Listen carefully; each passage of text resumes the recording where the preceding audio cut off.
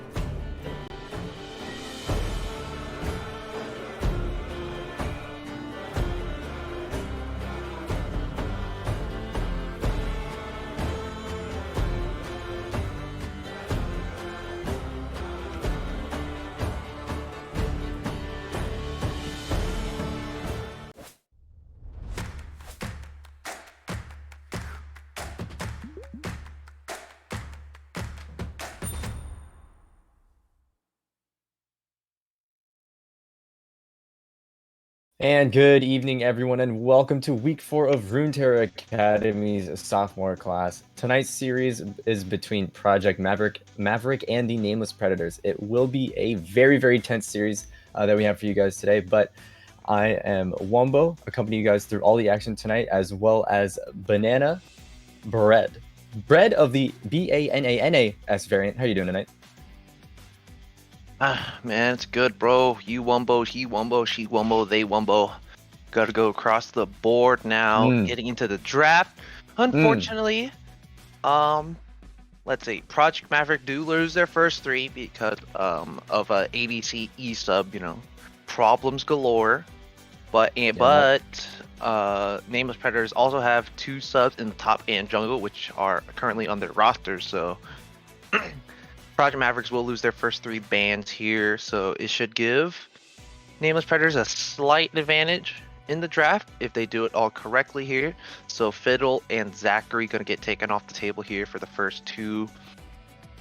And it looks like, oh nope, never mind. I was thinking something else. Yeah. Ezreal also gonna get taken off the table. Obviously, the two jungler bans are targeted. There are some of his best, but Udyr is left on the table. His big three are Fiddle, Zach, and Udyr. So Udyr's going to get first picked here. It is a slightly contested pick because it's still not too bad, even though with the nerfs, but you're still just a big meat bag and a stun train. Ezreal taken off the table here too, and Volibear is going to get grabbed up for the first pick for Nameless Predators.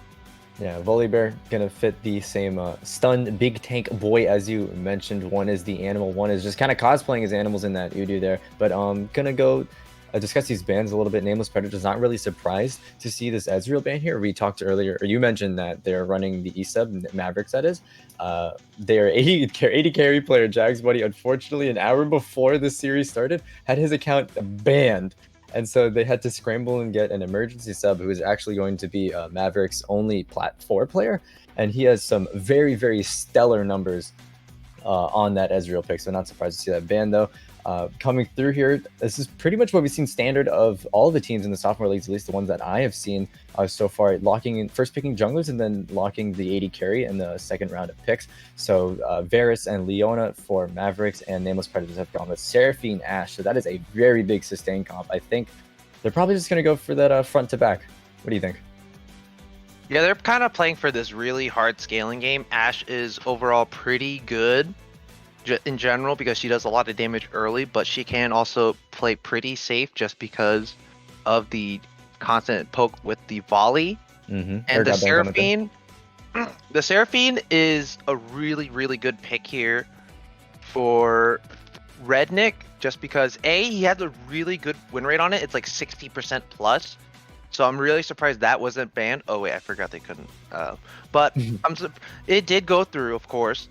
So Seraphine is still pretty good she's not bad as a support because she did get buffed with her self shield and her shield for allies on her W. So she is still pretty good. She's one of the best team fighting supports in my opinion. Oh, 100%. Because of, the constant AoE, the amped up range with the encore such and such, and the layering of the CC with her beat drop. Malzahar is going to be taken first here. Surprisingly, they're going to leave top lane to get the counter pick. 6 foot Max does play a lot of like tanks and juggernauts, so it's not too bad to give the first pick or the counter pick just because it is really good. Diamond's gonna play Malzahar. You remember we casted it last week. Diamond played out of his mind on this Malzahar, constantly going around the map. Whoa, Nasus! I like this pick. I love this. I also like this pick as well. Thunderer, Nasus, that's a lot of healing, that's a lot of scaling. So far what we see for Project Mavericks, they got a lot of scaling. Nameless Predators also have, if they pick this Ornn here, they're also going to have a lot of scaling, preferably. Ornn is also very impressive in the lane. Yeah, Ornn is super impressive in the lane because, with the ninja, mage, bruiser, assassin, juggernaut, he pretty much does everything that you possibly want. He scales insanely well with the passive resistances stacking that he gets on his passive. So there's a lot of scaling for both sides here, but Nameless Predators have a lot more options when it comes to the team fight, while Project Mavericks have a very, their comp is very it's very easy to kind of see how they choreograph their fights, just because it's kind of just dependent on Leona landing the solar flare and then Diana going in with the moonfall and then NASA just running straight into the front line. But if you have an Ashe, Malzahar, Ornn also just kind of throwing their abilities down, constantly getting these stuns down and blocking for the front line, then they should kind of get this team fight over pretty fast. Yeah, 100%. Like you said, just wombo combo ultis for Project Maverick. But I want to discuss a little bit what exactly Nameless Predators have done here, because this is sort of like the traditional way that people are drafting against Project Maverick.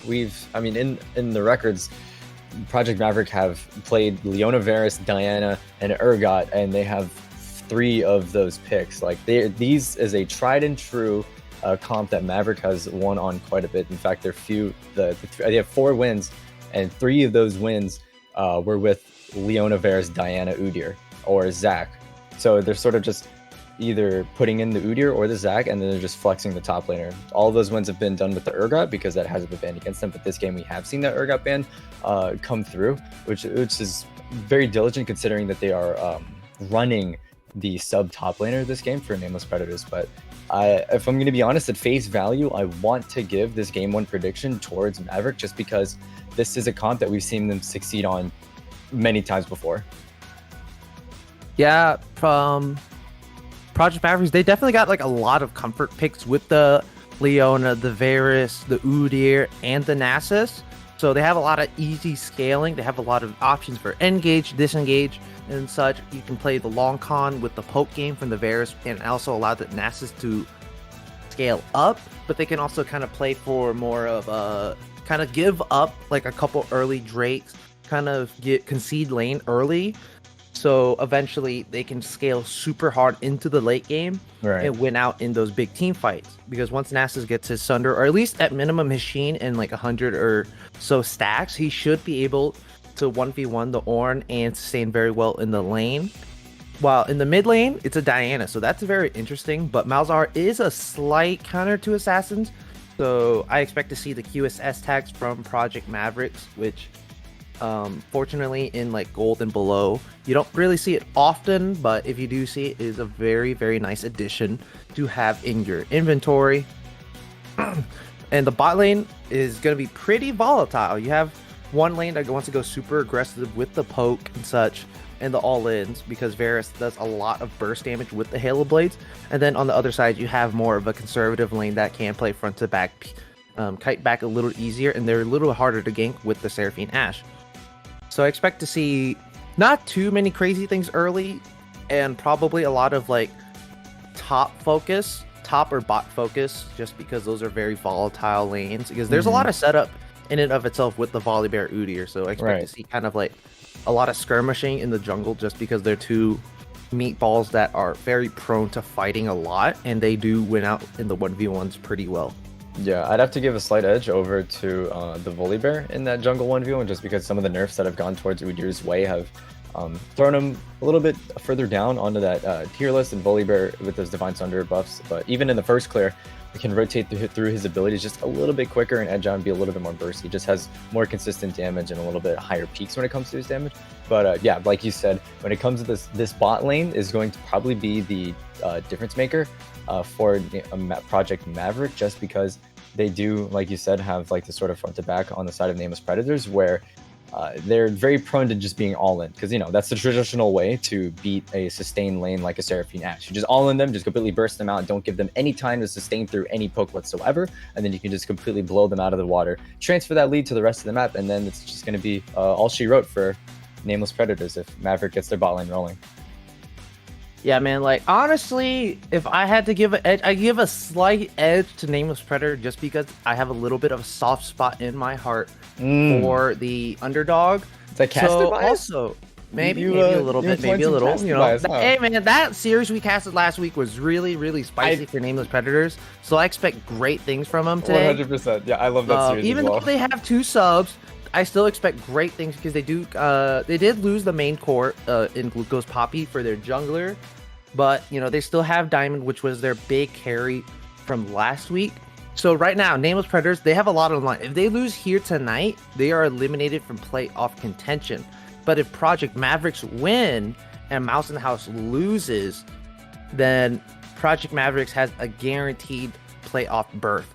So this is going to be very, very spicy to see here tonight, man. Yeah, that's what we mentioned earlier today. This is going to be such a tense series for both these teams, like you just said. Playoffs is on the line here. It's going to be very narrow for Mavericks if they lose this game, but for Nameless Predators, this is what it comes to. It's going to be this series. If they lose this, it's all gone. That's the playoff hopes and dreams down the drain.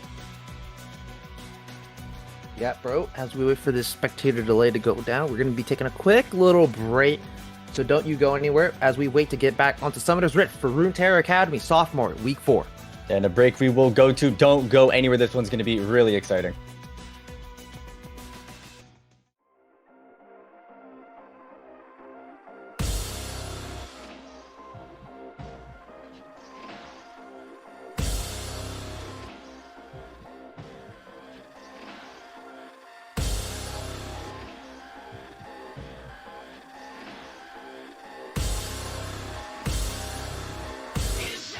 You've got to say, just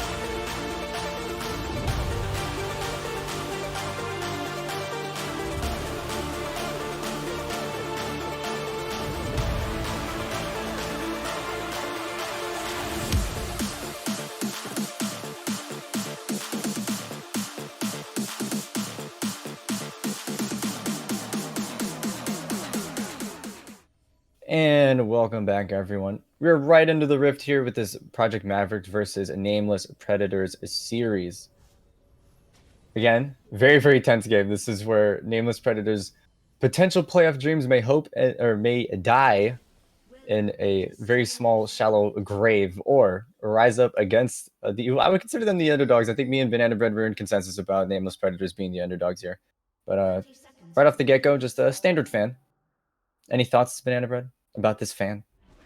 Of course, because they Nameless Predators, they did start what, 06 or 04 match score or game score. So going 2-0 last week is huge for them.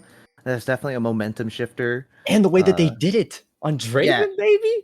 it was On 2 Draven? zip and they crushed. It was a pure crush. It wasn't close. And it wasn't even like a bad team either. They were like probably like middle of the pack, a little better than average. But still, winning against something like that is huge.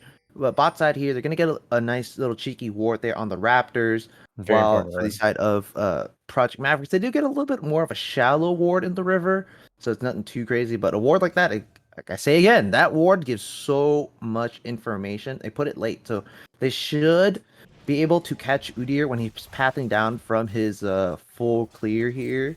But both junglers both just going to start their blue buffs. Just very basic starts here. Don't want to meet up in the middle because it's not a fun time. Bot lane here, Project Maverick is going to start getting this early lane priority against the Ashe Seraphine just so they can kind of look for that all in there against the Ashe Seraphine, which is pretty volatile early, as I said before. Right. Obviously. And the thing with this jungle starting here for Atari 422 is, like you said, this bot lane is extremely volatile, and he's starting on his top side, which means that by the end of his clear, he will be bot side for that potential 3v2 all in. Yeah, man, just that's definitely what I expect to see, just because, especially like if you have like one of your best players is your bot lane, I definitely expect to see that. But looks like they're walking up here, going to try to look for something, but they're just going to get poked out a lot. That lance went really, really close, but not enough. Yep, just right on the edge of the sausage. It looks like the Atari 422 is going to get spotted up on the ward here, so will know he's bot side. Project Mavericks are pushing in Nameless Predator's bot lane here, so don't really expect much. They should get priority on the Scuttle Crab, so nothing too crazy is going to happen. The Volley Bear is going to get spotted also in the top side. They did get another ward of his own here. I think it was placed by King Rhino. So overall, nothing too crazy here. Just kind of like small, like micro things that people really underestimate in kind of gold elo or below. And for me personally, I'd like to have my eyes on Juggernaut, and that's just because of Hullbreaker, really. And we're seeing Ratsu actually path towards his mid lane as King Rana's trading onto Diamond. He's going to help out his mid laner here. He's going to throw a little bit of poke onto him, but nothing much more than that is going to connect. But as I was saying, Juggernaut on this Nasus can be such an insane split push threat. And we've seen this Hullbreaker item wreak havoc through the meta as of patch 11.13. So I could see potential for him to do that. And that would be yet another win condition for Maverick to take here. They have such great team fighting within their ultis on their mid laner, AD carry, and support. Speaking of jungler and AD carry and support, Rednick could be caught in a bad spot, but there's no vision here. Looks like Atari's just going to channel it. This could pop off at any moment. This would be the catalyst that Maverick need to start snowballing this game, but no. Both teams are just going to take a recall here. Yeah, it's to be expected, in a lane like this, you have a lot of poke and have a lot of agency. Like, yeah, the Ashe and the Seraphine, if they do get jumped on or they do get CC'd, they are very, very weak. But if they kind of play on that edge of the blade, they should be able to just kind of poke out the Leona, and the Vera is pretty low here. Yeah, if I look at the rune... Juggernaut's sitting on 110 HP. This dude's getting his ass poked out.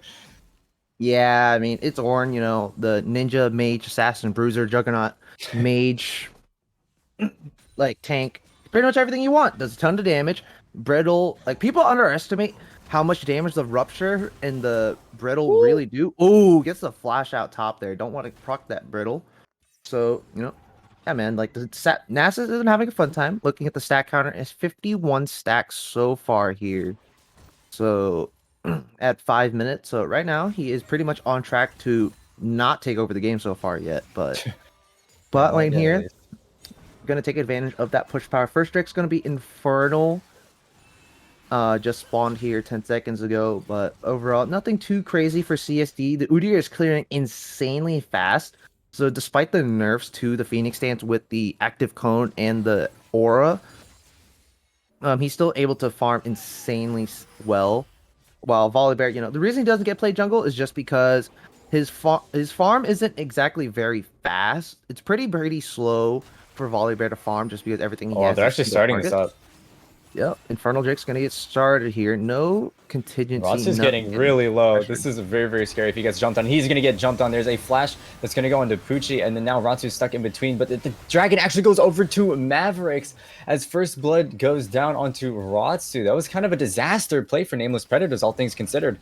And it's not over just yet. Redneck actually flashed forward trying to find King Rhino, but now they're going to aggress onto Prince Poochie, who's going to re-engage himself as Prince Poochie and Redneck are going to go very low. They're going to trade kill here, but there are two members on the sides of Maverick, and there's only one Hoffy left. He's going to try to flash over Blasco as Diamond teleports back into the fight. Now he's stuck with Tari, and that might just be the disengage. All in all, it's 2 kills and a Drake going over to Maverick.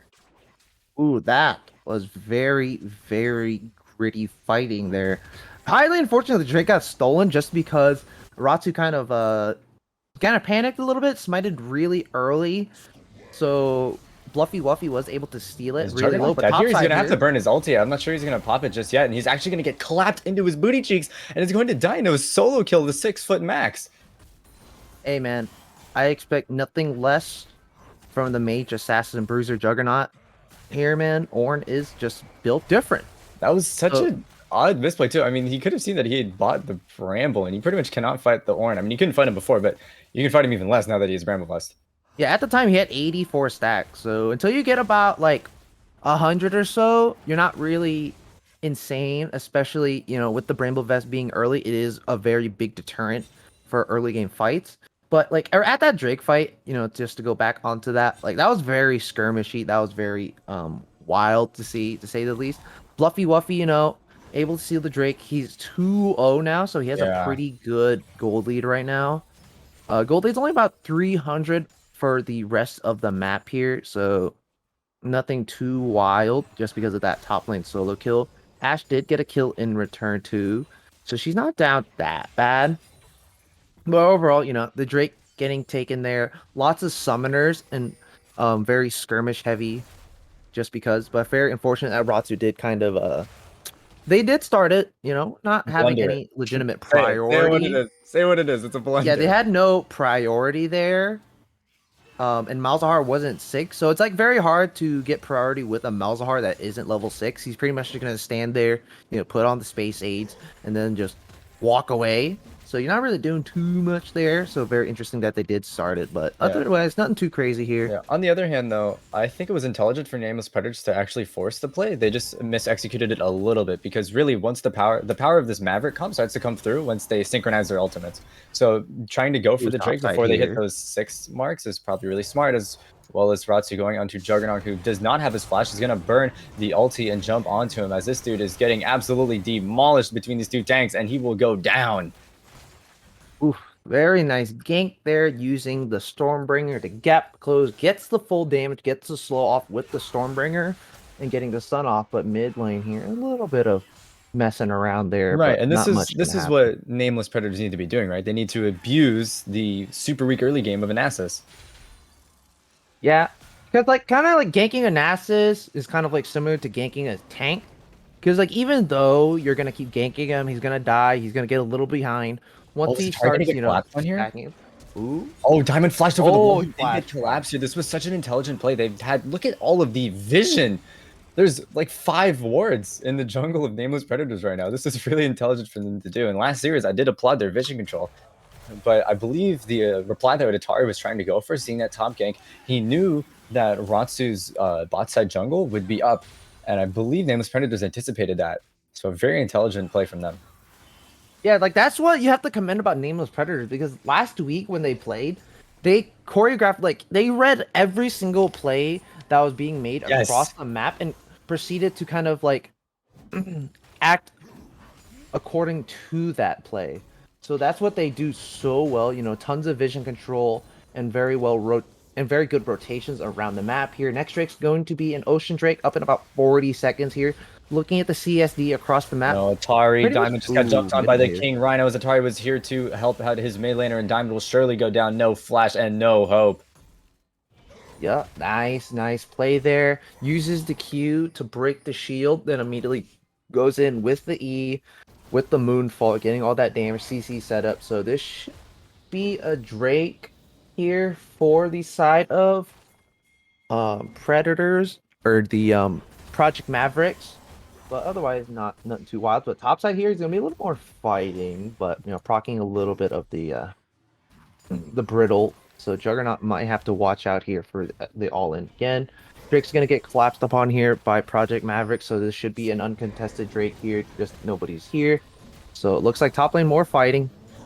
Well, that's just another Call of Forge coming down onto Juggernaut. He missed the charge, and that's going to be a deathly mistake for 6 Max, who goes down in the solo kill. Oof, Juggernaut. Good flash there to go in, but it was more of a slight misplay there from 6 Max.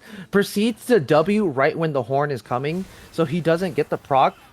Like, what you want to do is you want to hit the horn, get the auto W, and then you get the auto, so you immediately get 2 brittle procs, and then that's just a ton of damage here. Wow, So did you see that? Did you see that Atari was in enemy Yeah, territory in that yeah. tri-brush? Yeah, It I looked was like they about were to get trying to on go that for the road. dive. I think they were trying to go for the dive, and then they spotted out Ratsu taking his Grom, so they decided against it. That Yeah, was like- weird. They have no idea. Nameless Predators have no idea that he was actually just sitting there the whole time. Yeah, honestly, I probably wouldn't, like, even though you do have the Leona to tank the tower, I probably wouldn't, just because Seraphine, Ashe, they have a lot of slows and CC, so it's pretty hard to gank a bot lane that has a lot of CC, despite the fact that you have those 2 really big tanks in the Udyr Leona. Looking at CSD across the map again, nothing too wild here. Everything is within about 10 CS. So gold lead is dead even. First 2 Drakes going over to Project Mavericks here. Next Drake's going to be a Mountain Drake, so it's going to be a Mountain Soul this game, which is going to be very, very nice for the Udyr, Nasus, and the Leona, and to kind of help with the poke damage coming out from the Malzahar and the Ashe every now and then. And, same thing could be said for Nameless Predators. They also want that Mountain Drake here, so they kind of need to work around the priority that can be taken with an Ashe Seraphine with all that, like, Drake's big win engage. games. Remember that Drake's win games, everyone. Absolutely, man. Yeah, but like you said, do you remember earlier in the game when Atari was up like 20 CS? Because now this jungle CSD is actually just completely even. Yeah, just to get the ganks top side here. Gonna try to go in. Yeah. Doesn't have the Oran Horn here, so Ratsu he gets shouldn't, spotted out, but he's actually just gonna burn the whoa! He ulti. flashed forward. It didn't disable the tower, I don't believe, and they're just doing this for plates. I imagine. That was a little too far from the tower, so not gonna get it. They're just gonna push this tower and see if they can force anything. But yeah, Ratsu flashed really, really early there. So really surprised they decided to go for that. So, they're going to get 2 plates, nothing too wild here. It's going to get taken down to its 4th and final plate here. Oh no, but Mid lane here. He's actually going to disengage or re-engage right onto him. He's going to chunk him pretty low using that Malefic Visions. And that's just going to be a trade of ultis and some health for Rhino and Diamond. Yeah, Nether. King Rhino didn't use his ult there. Does get chunked out super hard. Doesn't have the teleport to get back, but lane should just kind of break even in the middle here. But King Rhino, he is very, very smart with how he plays. Rush the Merc Treads just for that early MR, which is That's going to huge. be a flash lance onto Redneck. Prince Poochie going in as an ulti's going to come back onto Buffy Wuffy to stuff that engage. A teleport also came through from Diamond, who saw the play happening, but both teams just going to disengage from that one. I think everyone's just like sort of almost jabbing at one another just a little bit, trying to see if they can get anything here, but not committing too much because they're really, the big objective here is the dragon. They're both just waiting for that to come up. Yo, top side here, of course, more fighting like usual. Juggernaut is a little bit low on mana, so he does have to kind of care. Juggernaut, he missed the Oran Horn yet again. 6 Max. That is he's missing 2 out of 4 now, I believe. It was 2. He's missed 2 out of 3 horns. 2 out of, so 2 far. out of 3 horns. Yeah, Not yeah, the it was best, 2 out of 3. Especially considering that Nasus doesn't have anything to keep him from hitting it. Not the best look, but he is. The thing is with 6 Max, what he's doing is like he chucks the horn, but he immediately casts an ability right when it comes by. So he just missed that timing and aiming just by a smidge there. So that is just a big oofaroni and a little bit of a misplay from 6 foot Max. But Maybe it's not stage too nerf? bad, you know. So Stage nerfs, far, perhaps? maybe. Mythic items coming out for Diamond and RJ Hoffy already, so this is going to be a huge fight for this Drake here.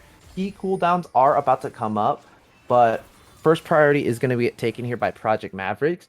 Looking at all this vision, they're expecting them to kind of walk through this blue side here, right through that choke, but Ratsu is going to spot out all the vision, just going to clear it up here. Herald is on the table here if anybody wants to take it, but it's not that it's not the That's not greatest dragon. when the That's not dragon, baby. Who's it's not Herald? great when but you know, you could get. Oh wow, first tower is going to get secured top lane here. Lots of posturing here to clear the vision, but a ward right outside of the Drake, or right in front of the Drake pit to spot them all out here. So it looks like they're going to Even start Juggernaut is posturing. coming down. It's actually going to burn the teleport. He's already on his way here. That's a really deep teleport for Juggernaut. He's actually going to have to flash out himself. Seraphine's going to, across 3 members, and it's going to be Prince Poochie that is falling the lowest here as both teams are trying to front the back. Holding longer than everyone else as 6 foot Max is going very low, but the first kill is going to go on to Ratsu as Juggernaut is caught in such a tough spot. RJ Hoffy is getting jumped on by Atari now, forced to burn the cleanse as Diamond sinks very, very low, and the health bars on the Mavericks are looking just as low as this back line is aggressing very, very aggressively, and they're going to start up this Drake. No smites on either side, but that is a 1 team fight for Nameless Predators. Wow, that was a wild team fight. Juggernaut teleporting way too deep there, forced to use the flash immediately when it gets out. But Ratsu survived so long in the back line there, diving straight onto. Yeah, how did he live that long? He was in the middle of like 3 people. Yeah, because like the predominant damage they have is Varus, but like he can only do so much if somebody's so tanky because you know he's on lethality and Volibear is going kind of like bruiser, Juggernaut, tank. So if Buffy Wuffy isn't like getting the autos off and then weaving the abilities in every single time to try to get the proc on the passive of his W, then he's pretty much not gonna like bring down the Volibear. And in the back, King Rhino gets a 4-man moonfall, but nobody was there to follow up. Juggernaut was constantly getting CC'd because like that's what makes Ashe and Seraphine so good, because if they were on full health bars. Yeah, they were on full health bars by the end of that fight. It constantly applies the slow. And so every single time Rednick is going to put out he's probably going to put out either a root or a stun. So pretty much the only people in the backline were Rhino, Atari, and Juggernaut, and they just couldn't do anything with the constant CC chain coming out there. So very well played there for Nameless Predators. First tier 1 is going to fall in the bot lane. Herald's going to get collapsed upon here by Nameless Predators here. So yeah, this should go away for free here, but he could try to steal it. Poochie's might just run in. That is going to go over to Ratsu as the College of Horde God is going to come down. It's on a Prince Poochie, but it doesn't matter. 6 foot Max is getting extremely low. Both of the frontliners for Nameless Predators are dead now, as Rednick and the rest of Nameless Predators are just getting demolished, and that is a swing back towards Project Maverick. Oof, that was a very good pinch there with the side of Project Mavericks. You know, probably was not worth to get that second Herald, because like what you do is like you pull it out just so you don't kind of get funneled into the pit, and then you're just all sitting ducks, because the only person that had flash was Ratsu. So you know they all eventually kind of got pincered off inside the Herald pit, and they all just got taken down one by one with the poke from Buffy Wuffy. Yeah, and this is a pretty dire state to be in if you're Nameless Predators, because on the back of that, before they started up the Herald, King Rhino was actually shoving down that bot lane tower using his teleport prio, and was able to teleport back up for the fight as well. So they got their cake, and they ate it too by getting both the bot lane tower and getting the kills in that fight, and that is yet another tower going down. That fight did also lead into the mid lane tower, so all in all, while Nameless Predators were able to get the Herald, Maverick got every single outer tower as a result of that play. Yep. Now we look at the stat counter, 369 stacks pre-20. Now he is on a war path to become the juggernaut that he is meant to be, no pun intended.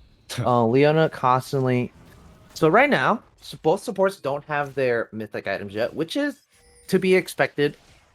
You don't get a lot of passive gold from your item, so it is to be expected here. Oof, Varus is becoming the poke monster he's going to be. 225 stacks on the main immune already, but overall CSDs, nothing wild. So far, vision control is pretty shallow for both sides. Nothing really in the river except for those couple wards in the top river, kind of prepping the Baron a little bit. Mm-hmm. The Baron is up on the table right now. It's a 4K gold lead and two towers up for the side of Project Mavericks. So they kind of could push this lead, but they do have to kind of care for the collapse just because of the constant CC and the possible tower dive with the Stormbringer on the volley bear here. Oh, King So Rhino's going to jump onto here. 6-foot max, but is it really going to amount to much? I don't think so. I think they're just going to continue to silent against each other. Yeah, with the sun, you preferably don't want to fight an Ornn with the Sunfire because you're not going to chunk him down as much as you would like, and he's just going to sustain constantly with the Brittle and the Grass. Surprising they put Diamond against Juggernaut here because if the shield is broken with the E from Juggernaut, he can just go straight in onto Diamond. So it's going to be very hard to hold this Nasus in a side lane because he does have the Sunderer now. So Ornn is level 13. Once he hits, Juggernaut's actually burning the Malefic, getting jumped on by the Malefic Visions. Top lane similar here. story in the bot lane where Ratsu's burning the ultimate, but King Rhino's going to yoink them back in as Ratsu's going to burn his flash, and the collapse is arriving. Atari is going to stun up Ratsu as the call of his forward guard comes through. The Rednick ultimate is also going to land onto the 2, but there is a little bit more support as Directed Cam is going to take us under the top lane. Diamond goes down into the side lane against Juggernaut, and it looks like this attempt at a cross map is going to go towards the way of Mavericks. Oh, hold that thought here just a moment. The Herald's going to get burned as the TP is coming in, and Juggernaut is in this bot lane. Doesn't have an ulti, but he is on top of RJ Hoffy as the front line is duking it out, and RJ Hoffy is trying his damnedest to get away from such a large front line. As here comes the follow-up CC onto 6-foot max. The front line should go down very quickly, and they do. This is just Maverick everywhere. They Nameless Predators can't seem to find like a winning play anywhere now. This last 3 minutes, I want to say, has just been all Maverick. Yeah, that overextension was a little bit too much. They probably should have just left the moment they saw the teleport, they should have collapsed straight onto the Nasus. But the moment the Herald was dropped, the tower was about half health. So once they got it to half health, they just back off there. But they overextend and overstay their welcome there in the bot lane for that tier 1. They get collapsed upon, and they get kind of like slight ace. Somebody did respawn before then, but King Rhino, very well played there, to kind of outplay the 2v1, getting the Moonfall under the tower. Ratsu and 6-foot max didn't have to flash just because, you're 2 tanks. You could take a couple tower shots if you need to. But overall, power spikes are coming in for the Ashe. Varus is about to get his mana immune is off max charge by about 40. So he should be able to get that soon. Nasus already has the Frozen Heart and the Sunderer, so he's going to be doing big damages. Here, Udyr already has the Turbo Chem Tank, so he's going to be big fast. Lots of damage coming out for the Diana, so definitely need to watch for that. But overall, preferably you want to probably ult the Diana just because you're more likely to burst her down than the Nasus, because he's just going to be perma-healing, because there's no grievous wounds really for the side of Nameless Predators. Right, so and the Diana doesn't have Zhanya Zed either, so she has very little survivability once she's in. They have to win the fight once she's in, and that was a huge amount of poke. I hope Seraphine can heal through all that poke, because RJ Hoffy is not going to have a good time. Interestingly, Shirelia's Battle Song is built for Rednick, so, not going to have, the insane healing presence that you would like. But if I recall, Shirelia's did get nerfed a little bit. It's 30 flat. What is the move speed? Yeah, it's 30 flat move speed when you heal or shield somebody instead of 60 decaying to 30. So I probably say it's a slight nerf, but it's not too bad. It's nothing too crazy. You do want to kind of kite out from a team like Project Mavericks here. So gold lead's about 5.5K. So it's 5.5K, 3 to 2 towers. So the objective game so far isn't crazy, but Project Mavericks do have Soul Point. They're kind of hovering The way around the mid Ross lane is here. actually go for this, he's going to burn the ulti and try to get onto Buffy Wuffy, but they weren't able to make it happen, so it looks like they're just going to turn onto Prince Poochie instead. But Reddick's also going to get jumped on here as the Solar Flare comes onto him, and it's just going to be disengaged from both sides as these side lane waves are going to start pushing in. Yep, mid lane here.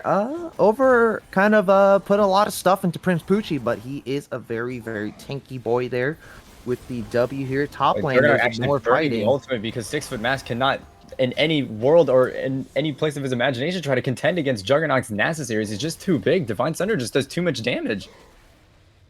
Yeah, man. Even though He's going to attempt to contend with him, but he just saw him kill his top laner. I'm not sure this is the fight you want to be taking, RJ Hoffy here. Going to try to follow up his jungler, but Juggernaut is just going to walk out as his jungler, respectively, is also here to support him.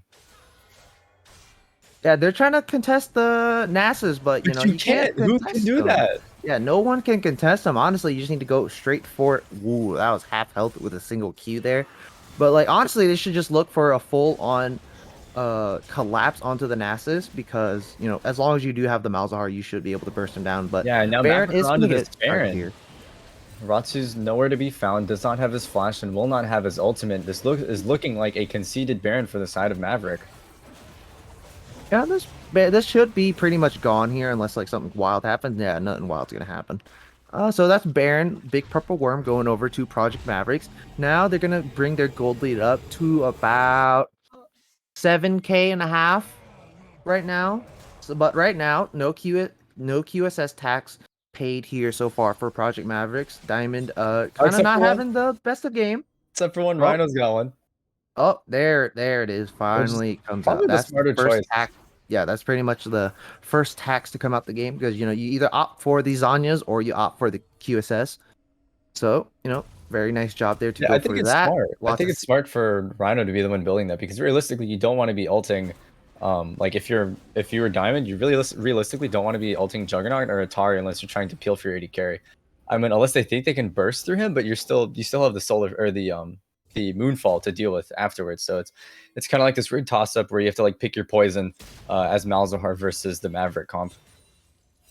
Yeah, it's like right now, Diamond, Ratsu, and 6 Foot Max are not having the funnest game of their lives. Soul is gonna come up here for Project Mavericks, unless Nameless Predators do have something to say about it.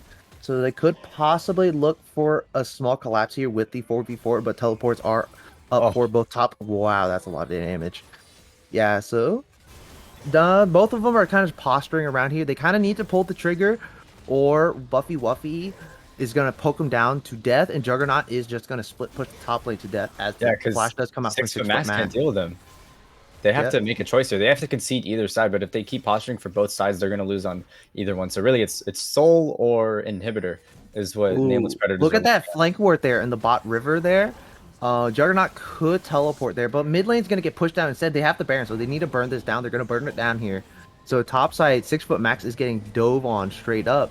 And he might... Not looking pretty. This should be 2 inhibitors as well. There's going to go the top one, and now the mid one is the next one to fall. And this is going to be a very difficult siege for Nameless Predators to defend against with all the poke damage. Ratsu jumping in here is going to get bound up, and that man is getting absolutely melted by the damage coming from Buffy Wuffy. Yep, that should... Now it's going to be a 4v5. Project Maverick going to try to end the game here with the poke from the Varus. Baroned up... Yeah, 3 super... Ooh, they got 3 Baroned up minions here. Malzahar trying to clear him up as fast as he can. Gonna get it down with the Space Aids, though.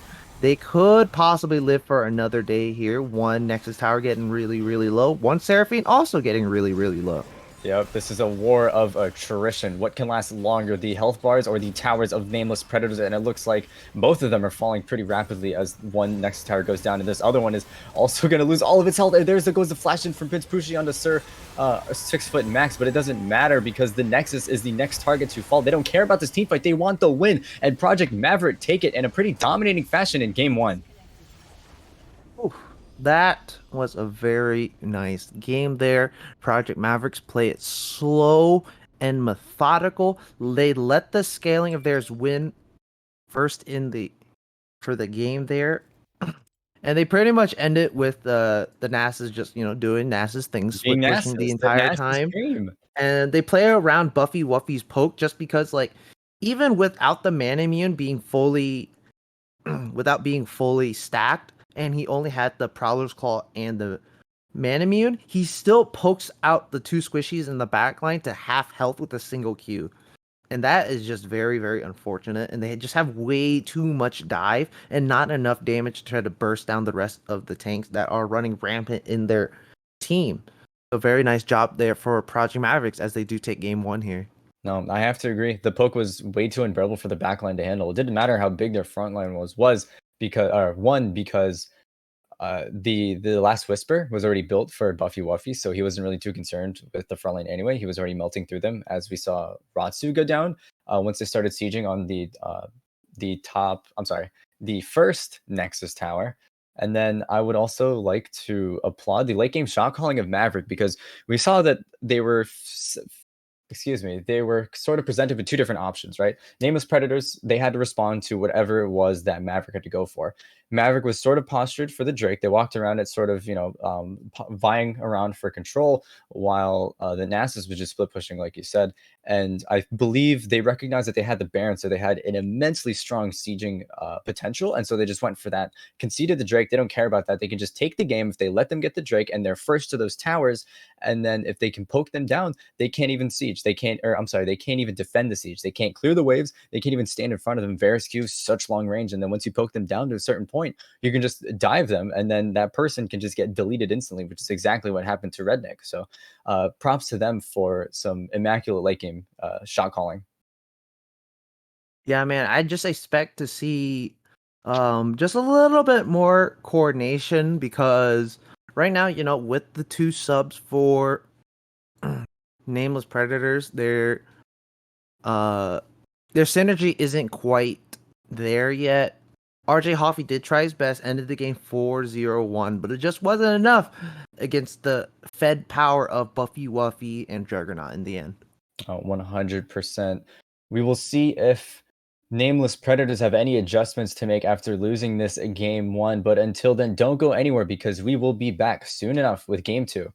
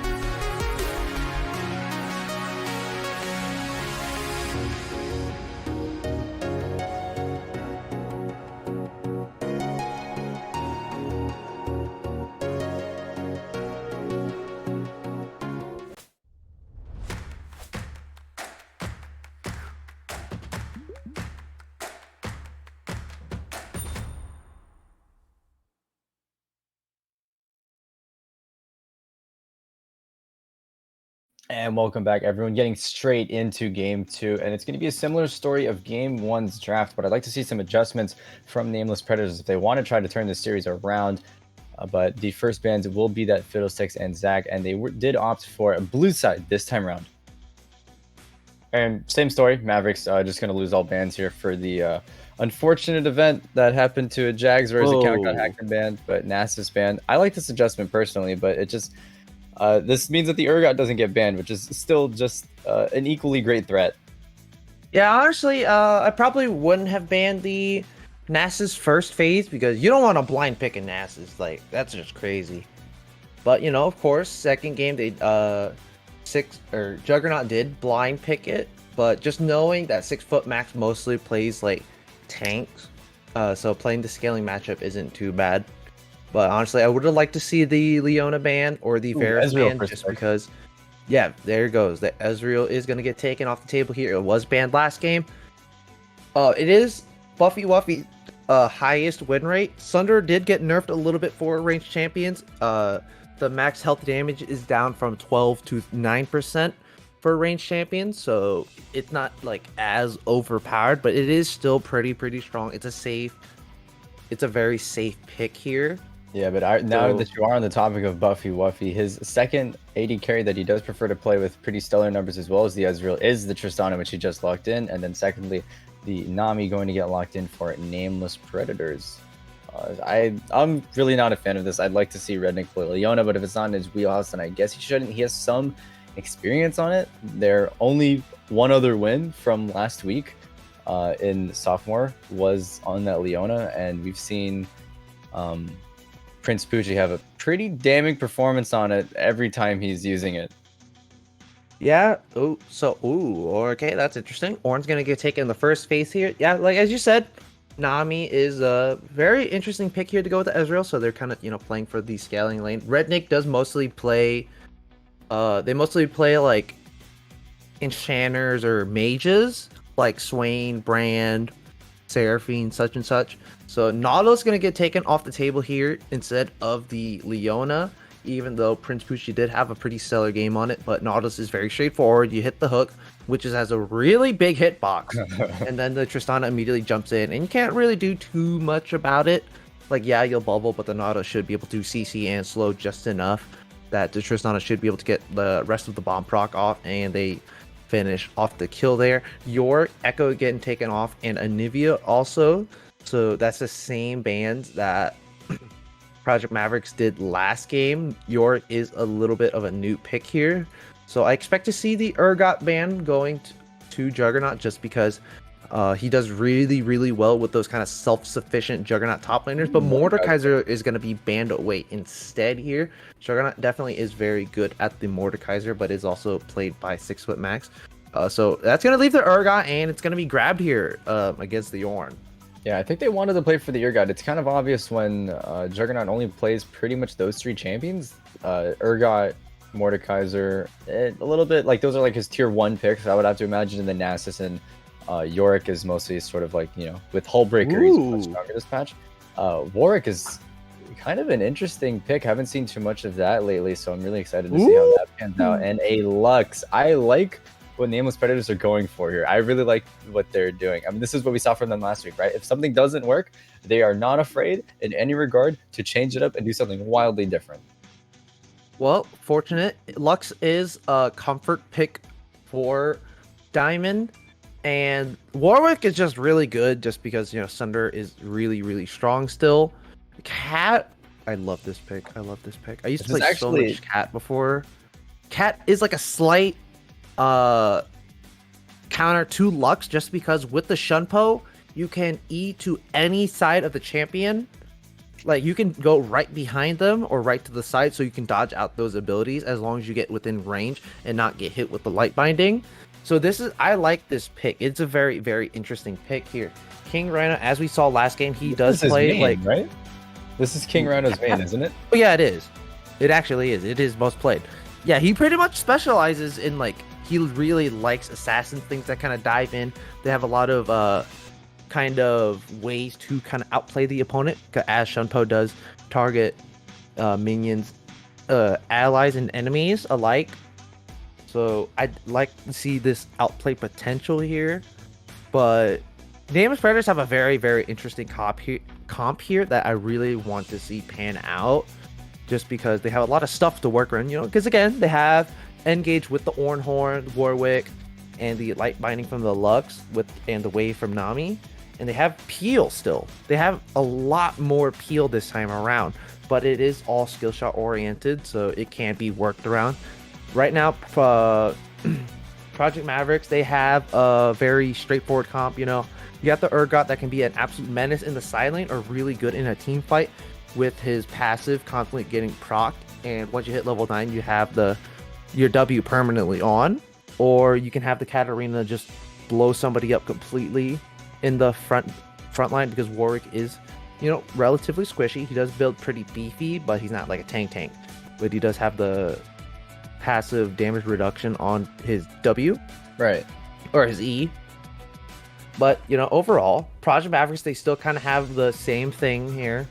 Relatively the same thing. They have something that does really good in the early game. They still grab the Udyr, Assassin in the mid lane, and they have a pretty self-sufficient top laner that can be a menace in the mid to late game here. So very interesting to see how Nameless Predators try to pull a win out this time around, as they did last week. They did play a very interesting set of champions for the second game, but right now it is still, their playoff hopes on the line here. They're definitely laying it all out here, and I sort of, at first when I saw the Lux pick, and I was like really hyped up about it, and then I remember that they didn't ban out Katarina to target King Rhino, and they focused mostly on the top lane, which I didn't think actually was that too big of an issue last game. But this is a similar story as to last game, and a similar story as to what has led to the victories that Project Maverick have been able to acquire. Juggernaut has only lost one game in Sophomore League on this Urgot pick, and they basically gave Project Maverick their two most comfortable side lane champions, or solo lane champions rather, within the Urgot and the Katarina. So I have a lot of doubts for the way that Nameless Predators have drafted this personally.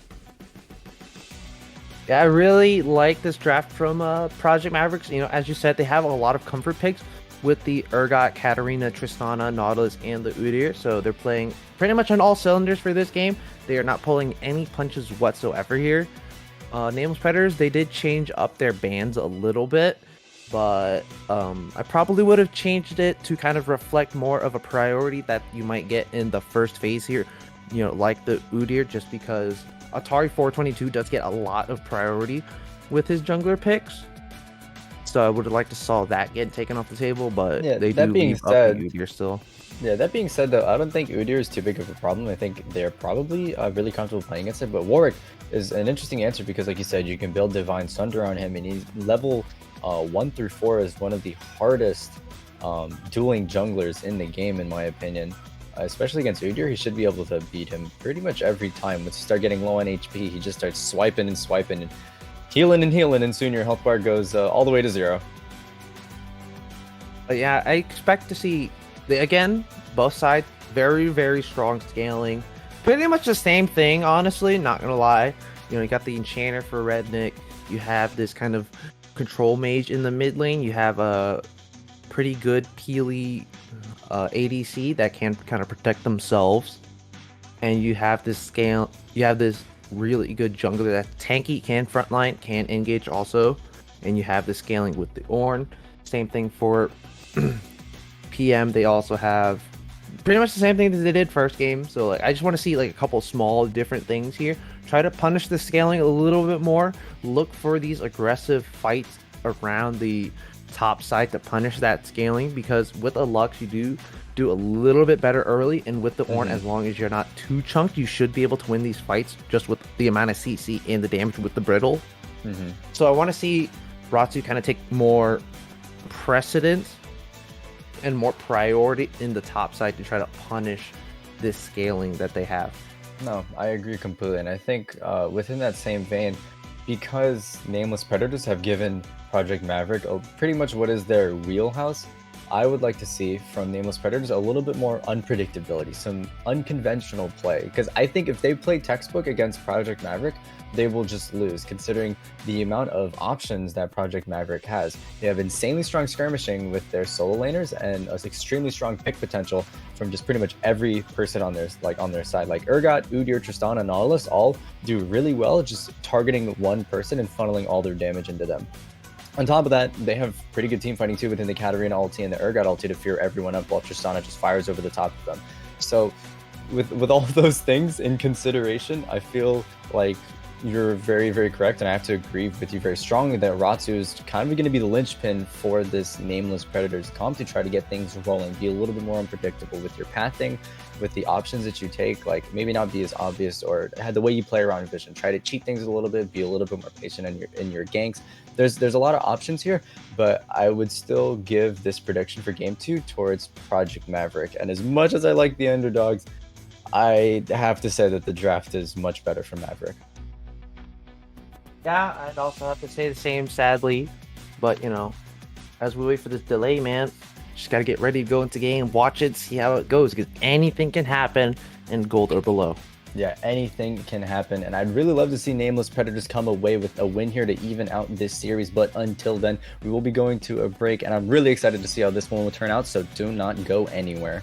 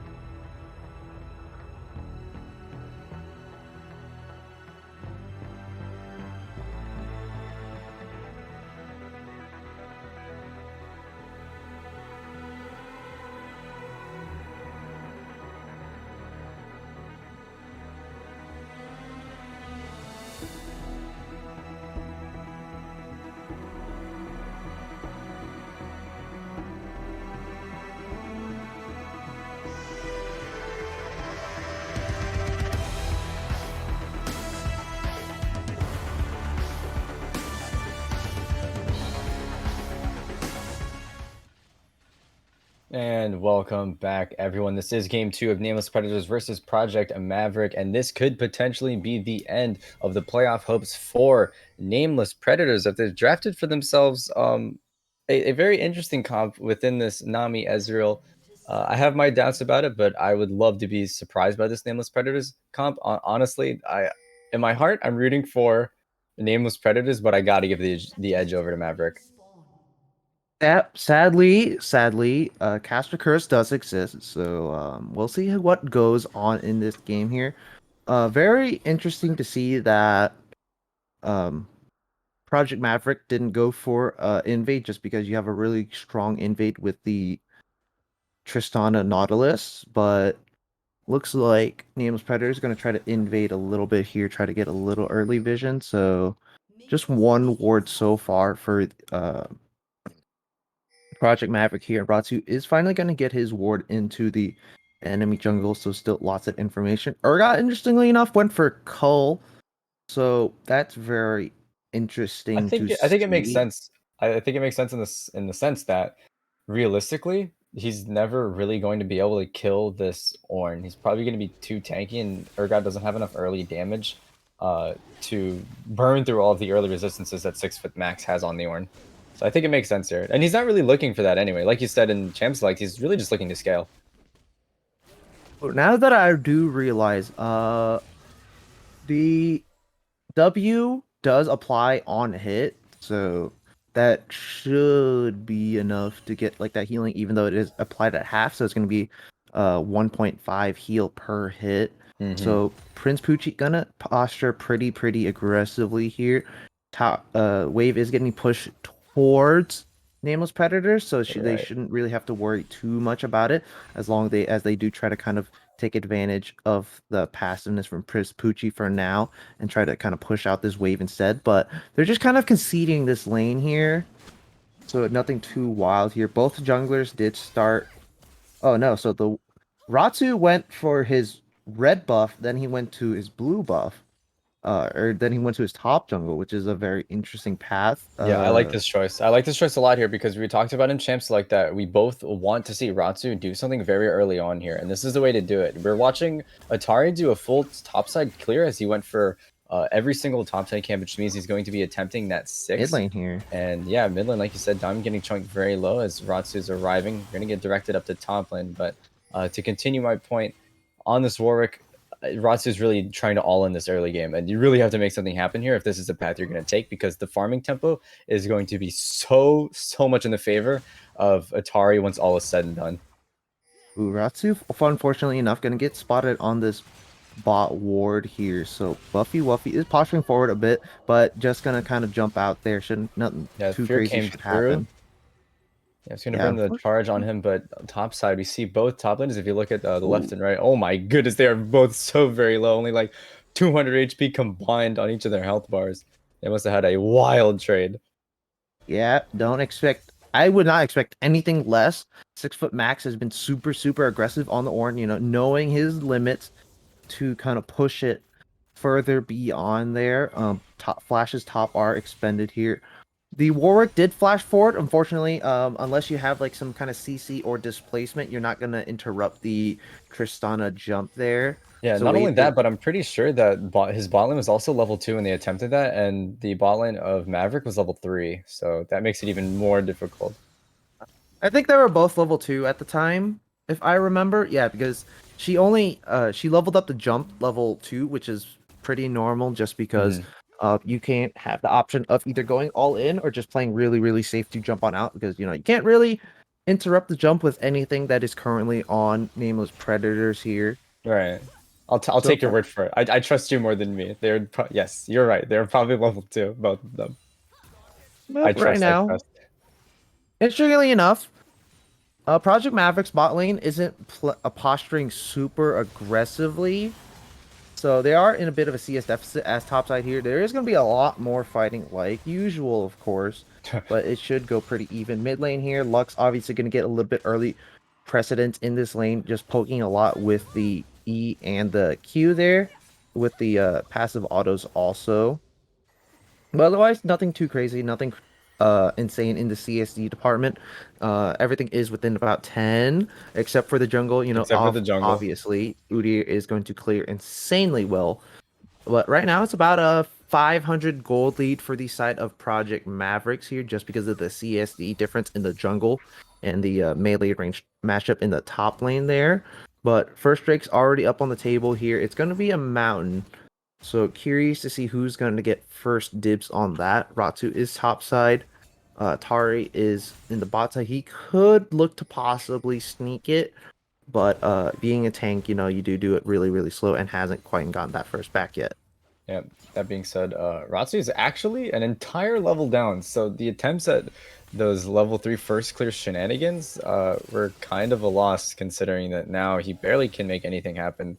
If it gets at the expense of it getting counter ganked, he pretty much will always lose it because of that level disparity. But you're now seeing level 6s come through. Juggernaut has his teleport, or does not have his teleport rather. 6-foot Max has his for a potential dragon contest, but I don't think they're going to be able to do it. Oh, Ooh, that's top actually side a here, good. more Oh, fighting. he buffered it. Juggernaut might actually be able to get the solo carry. He's in Fear Beyond Death range, but he didn't actually have enough mana, I believe. Yeah, he does have Renek's actually going to get pulled. He was trying to face check this dragon that they knew was going down, so now Ignite is ticking downwards. Prince Poochie looking for the flash, looking for that final auto attack to seal Red Nick's fate, and he will find it as Atari is here just to back his bot lane up, but that is surely a dead fish, and he will go down. First blood to Project Maverick. A bit of a fimble from Maruski there. Yeah, you would know they were. You could assume that they were doing the Drake just because you do know Ratsu is topside. So very unfortunate that he did they did face check there. But it's not too bad, you know. Tristana did get the first blood, but this is a scaling lane, so it's not that bad here. So Gold Lead's gonna go to about 1.5k there. Again, jungle. That lead is insane. Level 6 to level 5. It's only getting worse. Yeah, because like right now, I think like if you click on him there, yeah, he's like just one entire level down there. Mid lane here, gonna get a little bit of extra poke, but King Rhino is doing a very good job of dodging out on all those skill shots constantly there. But right now, I would like to bring up really quick the reason why I think a lot of these teams are banning Juggernaut's Urgot and why they banned it in the first game is because we saw a little bit of a showcase of the mechanics here. Ooh. If you E the clap from the brittle proc from the Ornn, you can actually buffer the E charge from Urgot and completely negate it, as well as landing your own CC onto that target, which is how he was able to come away with that trade so well. He basically negated the CC from the brittle entirely.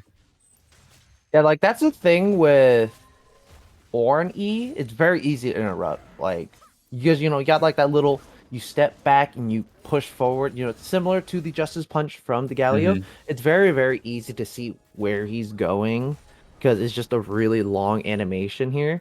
And Urgot, you know, being in that close proximity, it is relatively easy to buffer a lot of like CC. And with the shield, you should win out most trades in the end because it does apply like a little thing passive from your, yeah, it like applies like the little like an indicator on your W, so you will hit your enemy. So that's what makes Urgot such a menace because like all that early game damage does miracles because his kit is just really, really simple, but there's also like a slight higher mechanics. Yeah. Overall, I gotta be honest. I'm eating my words quite a bit here. He's nearly killed 6-foot Max twice, so. I was like, yeah, he's got Cole. He's not going to kill him. And then he attempts to kill him, which I think was going to happen now. He does burn the Fear Beyond Death. Both flashes being turned as he's using the W to try to tick him downwards. But that is yet another one trade for Juggernaut. He's basically 3 for 3 on these trades now. Yeah, but unfortunately, no solo kills yet. Nothing has really amounted. Like the CS lead is only 10. Like despite the fact that he is winning these trades, he's really not converting it into anything super crazy here just because the steel caps does miracles because your W also does apply on it bot side here. Oh, a little extra fighting. Yeah, I don't think that's where Prince Poochie wanted to go. Oof. Unfortunate. Udyr is posturing bot side here, so they could possibly look for this really big dive on these two. Or they're going to look for the gank on top side. Juggernaut going to get all these burn on him. He got pulled under the tower and is just going to die. That was such a great gank. Yeah, Prince Poochie, bot side is getting a little bit low here, so he's going to start posturing forward, seeing if he can try to get a spicy hook or ult on somebody here. Yeah, he is pretty low, but look how many Mavericks are down here as he was able to land the hook onto Rennek. The jump gets interrupted by the wave, but it doesn't matter as the damage is burning down. The trade kill comes for Hafi onto Poochie as Buffy Wappy's getting very low. He wants to finish her off, but Hafi's forced to flash, but Buffy Wappy jumped in and he was going to go down himself. What a miscalculation. He's actually going to trade the play, and it's going to be even worse than that because Nameless Predators were able to get plates into mid lane. They're going to get every single plate here. That was such an interesting jump. And the pings are coming out. Buffy just spam pinged Ezreal's shutdown. He is not having a fun time after giving away that kill. Man, that is just so unfortunate. Jumps in right when he dies, gets hit with the Q on the way out, and then gets killed there. So overall, Ezreal is going to kind of leave with pretty much the same gold lead. As the Tristana there, because actually now I think Tristana got the first blood, so Ezreal is going to kind of keep up pretty well in the farm department and the gold department there. So that is Right. going to be huge. He already has tier Sheen and he's Phage, so obviously going to go for the Sunderer build there. Gold lead for both teams is pretty small. It's only about 600 to the side of Project Mavericks here, but this should be this should be the second Drake for Project Mavericks. This should go away pretty much for free Yeah, they should unless not contest this. Nameless Nameless Predators Predators should comes on not this day. contest this. They really should not contest this because they don't have a teleport on 6 foot max and there's teleport on Juggernaut. So I don't think they're He's going in. But he actually went for it as the ulti went down onto Atari, but it didn't matter because he was able to get the smite through as King Rhinos jumped in for the ulti, but then gets immediately feared by Ratsu. So a good attempt. That's probably the best attempt that Nameless Predators could have asked for, considering all of the engage from Maverick got flubbed. So Yeah, pretty much like if you have a Lux and an Ezreal, you kind of want to time the burst so you can be able to get the smite down. You just kind of coordinate that within your team, but overall, again, still gonna kind of flub up a little oh no, bit on 6 the foot smite, max. but Is he in kill pressure? He does dash forward, but bot lane's gonna bot side go. too. Ratsu in the wrong place trying to contest that Scuttle Crab. Did not respect the vision control that Maverick had. Oof. Unfortunately, he did flash, so that is very, very unfortunate there. Top side here, more fighting, but 6 foot max is pretty low, so he could possibly get feared beyond death.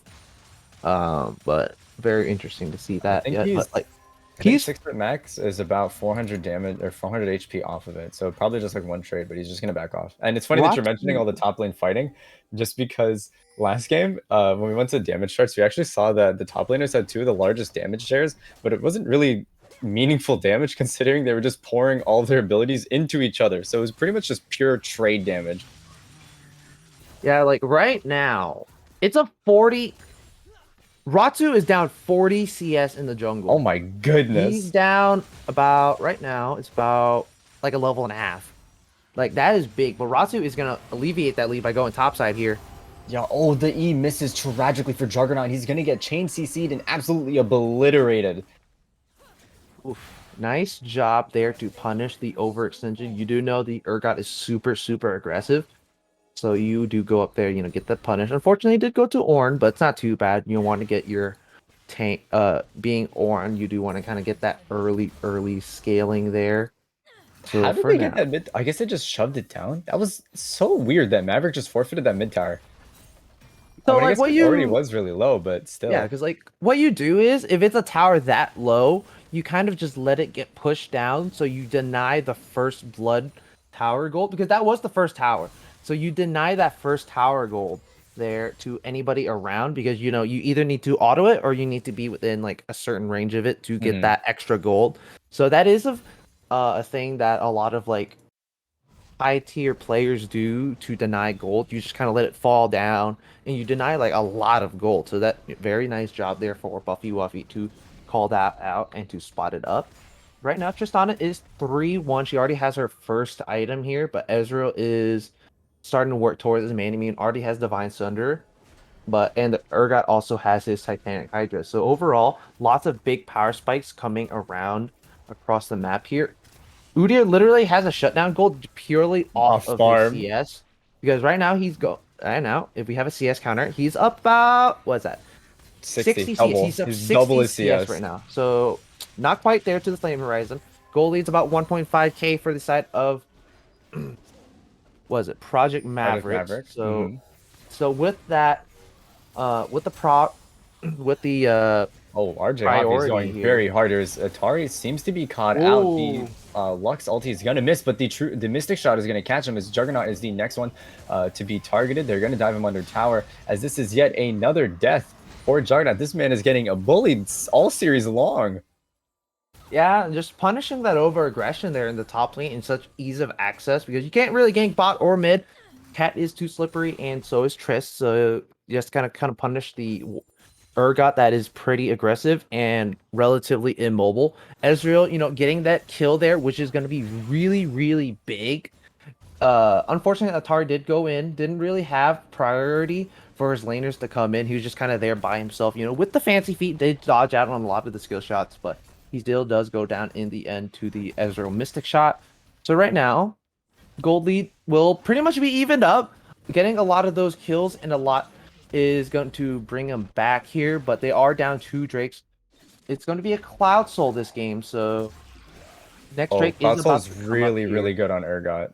Cloud Soul's gonna be really, really good on Urgot if they're able to get it. It's almost like a dream to get Cloud Soul on him because move speed is so strong on Urgot. Once you get the move speed from Cloud, you can just run people down even more so than you normally could. Yeah, right now, Nameless Predators aren't getting any priority, so they can't really do anything. Rednick is in a very, Oh no, very Rednick, unfortunate what do spot you? here. That's the face check, my brother. That is not where you want to be, and he goes down as RJ Hoppy's Oh, going to flash attempt to Arcane forward. Shift out, but he's just too fast. Atari's just too fast as these Depth Charge is going to get burned on him as well, and he so little he can do against the rundown that they have. And now 6 foot Max and Ratsu seem to be stuck in a very bad spot. They should have known that everyone was here. Oh, I do not know what Nameless Predators is doing right now. This is a disaster of a play, perhaps a miscommunication, perhaps just a simple mistake, but this could be the nail in the coffin. This could be the beginning of the end of this game. yeah, that's very unfortunate, you know. First to start with Rednick going to face check there.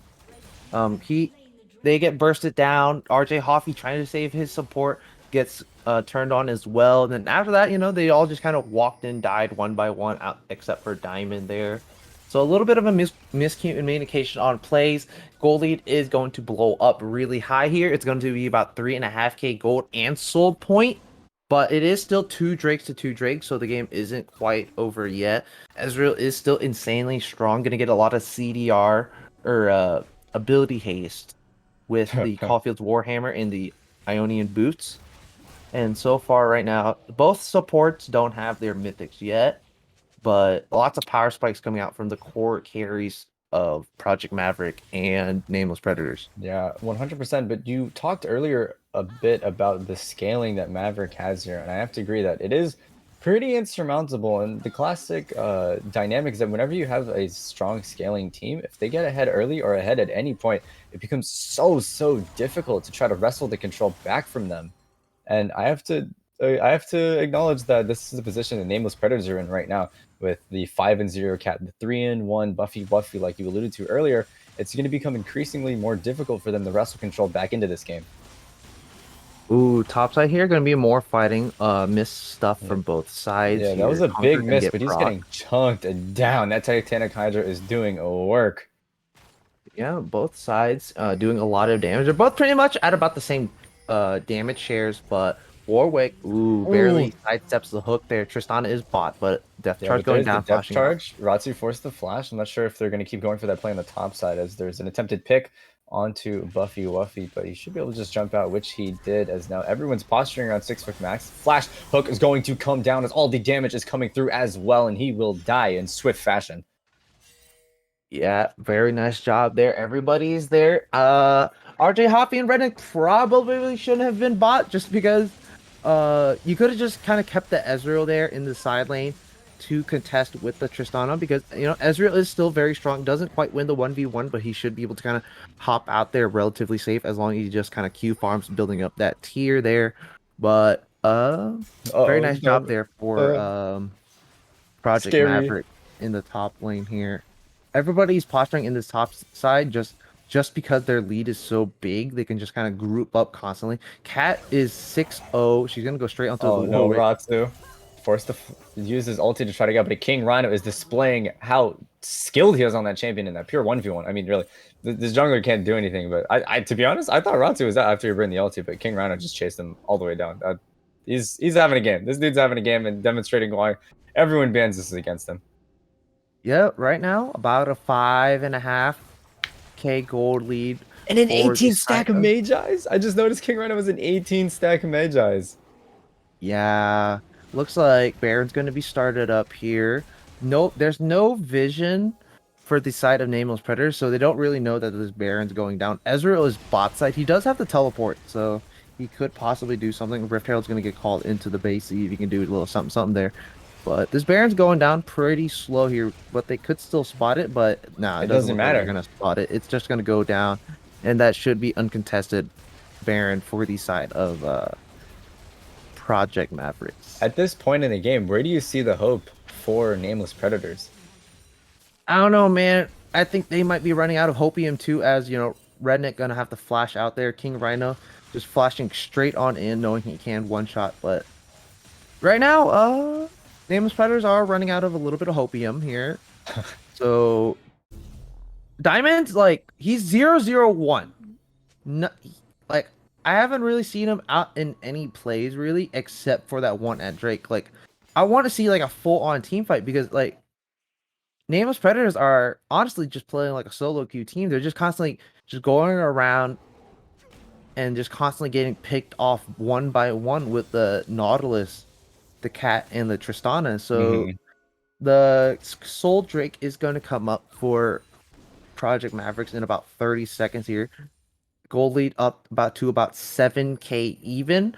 One tower up for the side of Nameless Predator. So they are going to start going in here, try to contest this cat. They know the Katarina is the bot side, but she is going to usher in this wave really, really fast. 18 seconds Medjai's with a Hex Tech rocket belt, and it Oh looks like no, Ratsu Ratsu, might get that's picked not where here. you want to be. Atari's so fast and so many ultis and so much CC is coming down as the depth trap going on to Redneck. They're trying to finish off Ratsu, but not enough follow-up, not quick enough, as the Call of Forge will hit onto 2, but it does not matter. Really, I think all Project Maverick were looking for was just to force them out of their own jungle and get priority on this dragon. Yep, that's 4 really crucial ultimates for Nameless Predators here. Ratsu doesn't have the flash, and they are all getting spotted up on this vision here. Oh Ratsu, what no, are you Ratsu's doing, just man? gonna face check. He gets E'd pulled back in. There's not a lot of ultis, but it doesn't matter as Atari's gonna jump in onto 6-foot Max Diamond as well, getting stunned up. He's looking to stun up the whole team. He's punching everybody as King Rhino's jumping in with that ulti. He's slicing and dicing and making everybody into sashimi. Redneck gonna fall as the team jumps on him as well. 6-foot Max, the next one to die, and this is looking like the ace for Nameless Predators. Everyone going down. Project Maverick will have a tear on their base. Yep, this could possibly be the end of the game here, just because of the lead they have. They're gonna push down this mid inhibitor here. They do have a really, really big wave stack. Diamond is gonna come up with the final spark here, so he should be able to kind of clear up the wards a little bit. But Rasu is just gonna get Ross is collapsed just going to straight run up in here. between them, and He's just he gonna will get die as the destroyed. final member. The rest of the Nameless Predators are coming up, but it should not mean much as the King Rhino is going to jump on and absolutely delete Diamond as the Nexus is soon to fall as well. Going to burn that stopwatch that he had that made him so safe, but that will be a 2-0 for Project Maverick over Nameless Predators. And with that, the playoff dreams for Nameless Predators now die. Yeah, very unfortunate. Now it's official. Nameless Predators are they are completely out of playoff contention with this loss here, and Project Mavericks kind of hold on to their hopes to get a slightly higher seeding in their league right now. If I go back to the standings They here, need Mouse in the house to lose, right, today? yeah. So if Mouse in the House lose today, or if they just lose their game within this week, because I think right now they go up against, if I go back to the Mouse in the house schedule are here, against Team Ambition. yeah, they go against Team Ambition, the best team in the league. Otherwise, They are yeah. Otherwise known as the 6 number one zip seed right now. in game win loss. They are 6-zip. So if somehow by some miracle Mouse and House win, Project Maverick still have a playoff berth, but it isn't going to be guaranteed because Mouse and House will have they will still have some way by a miracle to stay in. So right now, Project Mavericks their playoff hopes are pretty set right now. So we still wait for word for Mouse in the House. But if Mouse in the House do lose, Project Mavericks are pretty much guaranteed a playoff berth all the way. Yeah, and I want to applaud the Project Maverick play. We saw them in pretty textbook fashion just translate a lot of the early game leads that they acquired into that early game end. I feel like Nameless Predators were contesting a few of these objectives that they didn't really need to contest. I like to put it, my philosophy, and when you're in those situations, as one step backwards, 2 steps forwards. Concede a little bit more. It's just a cloud, so you don't really need to aggress that hard for it, especially when you know that you're up against this insanely strong uh, Katarina, this insanely strong Urgot, and the carries, the amount of threats that were on that team, there's so little that they can do. So just concede those, and try to use the Lux to poke once they attempt the siege. I feel like maybe Nameless Predators, probably the way to win, or to at least even the tides just a little bit, was to use that Lux and try to make a lot of picks happen when they attempt the siege. That is when Project Maverick attempt to siege onto the Nameless Predators base. But like we just saw, 2-0 fashion, Project Maverick came away with this win in a pretty damning and convincing manner. It seems as though the way that Project Maverick win these games is through a very similar style. They have like 2 picks for every role, right? So their top laner will play either Urgot or Mordekaiser. Their jungle will play either Zac or Udyr. Mid lane, Katarina or Diana. AD carry will be Varus, and I forget what the other one is, but the most important one, in my opinion, is the support pick from his name is eluding me, but he'll play some of these hard engaged supports like Nautilus or Leona, and the story really becomes in draft. If you ban one of each person's picks, they will just default to the other one. We've seen a lot of wins come through for the mid laner of Project Maverick, where he plays Diana because the cat gets banned out. And in this game, we saw a lot of bans go to topside, and so he played the Katarina. There's too many threats. You can't plug every single hole that Maverick has, and we saw them demonstrate that with full force. Yeah. Project Mavericks took this game they pretty much played very slow, methodical League of Legends. They pretty much played the same style. They have a hard ganking jungler that's, still he has a lot of picks to fall back on, even if he does get double banned constantly. King Rhino, they play more of that kind of they play very well on the rotation, and they have kind of these strong, bursty kind of assassins or mages in their back pocket to kind of aggress on early game, so they can translate that into a really big snowbally lead. Buffy, Wuffy, and Prispucci really plays those engaged supports, setting up the plays for his team, while Buffy Wuffy probably most likely calls out the lane using their experience to their advantage, and then using that to put RJ Hoffy and Rednick all the way behind. Yeah, one thing we actually didn't mention is that Nameless Predators was working with two substitutions, which was really unfortunate. That, I mean, on the same side as Project Maverick, they played this whole series with no first round bans and then a sub AD carry. But I haven't seen Jags Money play. I would want to be starting Buffy Wuffy if I'm being honest. This dude seems to do his job pretty damn well, and might even be an upgrade. Yeah, but with that said, even though he is, plat, he might be an upgrade. You can never replace team synergy. And with the end of that, with Clash going on, it's nice and late. It's evening. Get yourself some hot chocolate or watch LCS as it is on right now. But that's gonna be it from us tonight, man. From what I can see here, nice clean 2-0. Project Mavericks go up in the standings, but unfortunately, everything's a cause and effect, while Nameless Predators have to fall down out of playoffs. Yeah, unfortunate. I do want to really quick before we close out, applaud their attempt at playing some early game things, but within the Warwick didn't really pan out. But the effort was there. They knew they couldn't beat them with their traditional play.